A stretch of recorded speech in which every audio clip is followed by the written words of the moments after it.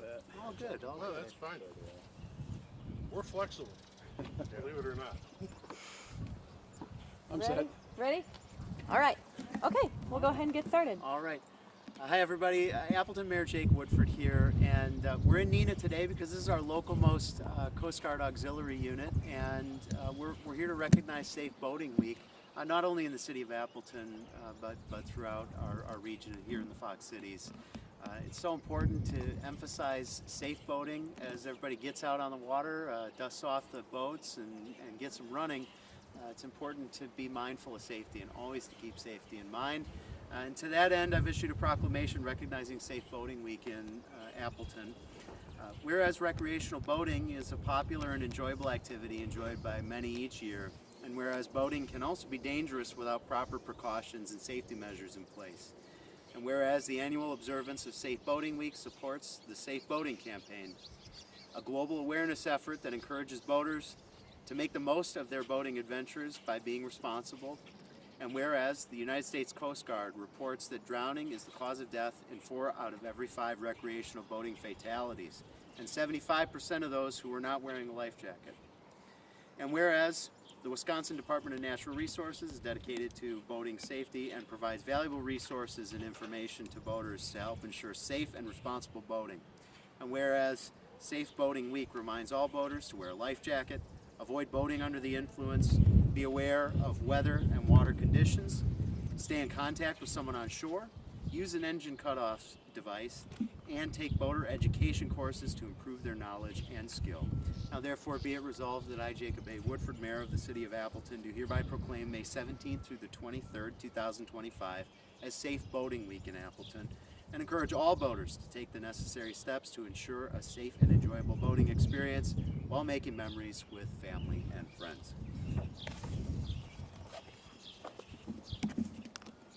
Perfect. While I have you all, I want to talk briefly about this. Maybe I'll steal some thunder from the from our colleagues in the auxiliary. No problem. There are many folks who are moving to inflatable PFDs. This is my own inflatable PFD, and they're great from a comfort and mobility perspective on the water. But sometimes we take for granted that once it's on, it's ready to go, and that's not exactly true. So there are a couple of things I want to point out, which is with these inflatable PFDs, there are a couple different types. Some of them have an auto inflator, so when you go in the water, it automatically inflates. But others are manual only, so it's important to know what kind of vest you have. The other thing is you have to maintain these vests. So unlike a conventional PFD it has its flotation in it and over time does deteriorate and expire, these canisters inside of here need to be replaced occasionally. So it's important to consult your maintenance manual to make sure you know when it needs to be replaced. The last thing to point out is that while they are more comfortable, it's very important that you have it cinched down tightly around you, because if you do end up going in the water and it inflates, it'll have a tendency to ride up if you don't have it really tight around you, to the point of almost being uncomfortable. And so important to make sure that if you're using these, you're using them properly. The other thing is these don't count toward your required PFDs on board if you're not wearing them. So you need to make sure that you have this on if you're counting on it as your PFD. And of course, we always recommend using a PFD when you're on the water. That's the best way to stay safe. As I mentioned in the proclamation, the vast majority of drowning deaths involve people who were not wearing personal flotation devices. So that's the end of my little speech, but I appreciate your attention. I want to turn it over to our colleagues here at the auxiliary to say a few words. My name is Lee Carl. I'm the flotilla commander for Flotilla Neenah Manasha. We cover the northern half of Lake Winnebago. We do VEs during the summer. And I'll point out one thing extra on the inflatable. Never put it underneath a coat.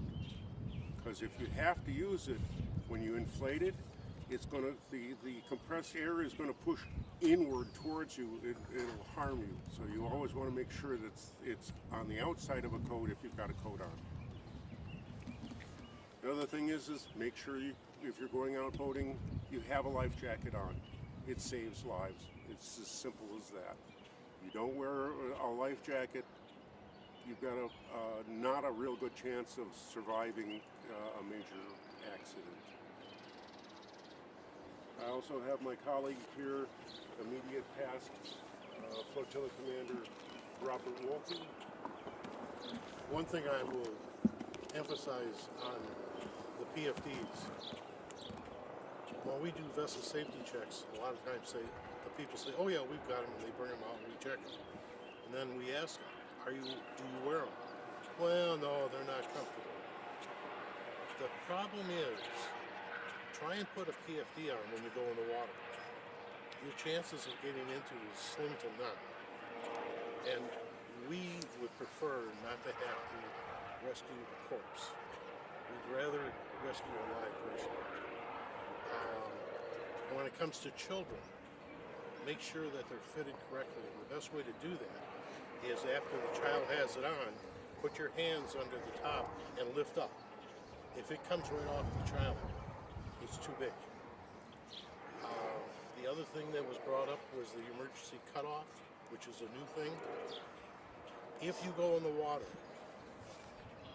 one of the problems is the motor's still running, and that blade will chew you up. So many people have died, not because they went in the water, but because the motor was still running and ran over them. And we couldn't do anything about it. So all the newer boats automatically are coming equipped with them. You can retrofit your boat. That's what we've done. We get written up if we don't have that clip to our vest, because you never know when you're going to go over. Prime example was many years back, there was a fisherman out on Little Lake Beautiful. His boat was going around and around and around. He wasn't on board. When they eventually found him, he did not have a PFD on it, so he perished. Anything else you'd like to? The other thing is that we are here during the summer. You can certainly contact the flotilla. We're at all the marinas during the summertime doing vessel examinations, keeping people safe on the water. Do you know, like, maybe an average number of calls you get during the warm summer months when people are out enjoying time on the water? Do you have any idea? I'd say between the law enforcement, the DNR, and us, probably maybe 3 or 4, on any weekend. A lot of it is just rescues and that their boat gave up the ghost, so we tow them in, which is great.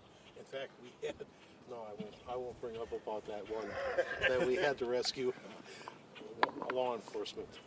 They got a new boat and they couldn't, it died on them, so we went out and got them and pulled them back in. So it can happen to anybody. If you haven't taken any educational classes, it's highly recommended. We've got quite a few members that have been on the water all their life, and when they join us, they go through the same training that the Coast Guard goes through.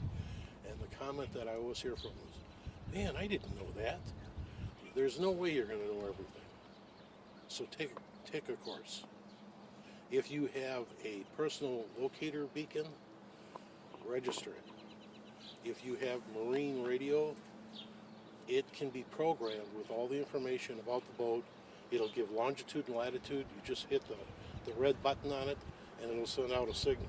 It goes right to the Coast Guard. The Coast Guard turns around and gets a hold of whoever is closest to get to it. And Channel 16, always have Channel 16. Mention the Coast Guard app. The what? Coast Guard app. Oh yeah. There is a Coast Guard app that you can just go to the App Store and just put in Coast Guard, and it has everything in there. It even has the float plan. It's really a nice little app, and we bring that up to everybody. Anything else, Perry? No, this is what we're referring to. Perfect. And it's got float plan, it's got all kinds of current information. It can tell you what the federal rules are, it's the local rules from the state, etc., etc. So it's a tremendous resource, and we try to get everybody to download it. I've got one last question Yeah. for you, Mr. Woodford. It might seem like kind of a silly question, but why is right now a good time to make this proclamation and remind people that, boating safety is really important?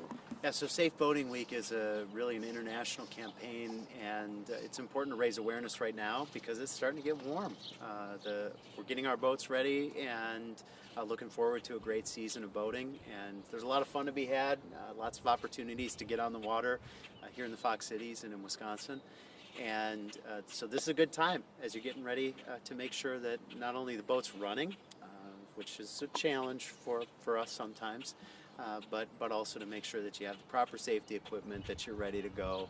And so keep that in mind as you get out on the water. But this isn't meant to make boating scary by any means. It's meant to remind folks in our communities that it is a risk to be respected when you're on the water, and you can do it and have a lot of fun by making good choices and being prepared for if and when something goes wrong, so that you get back in one piece and that you get all of your folks who are out with you back safely.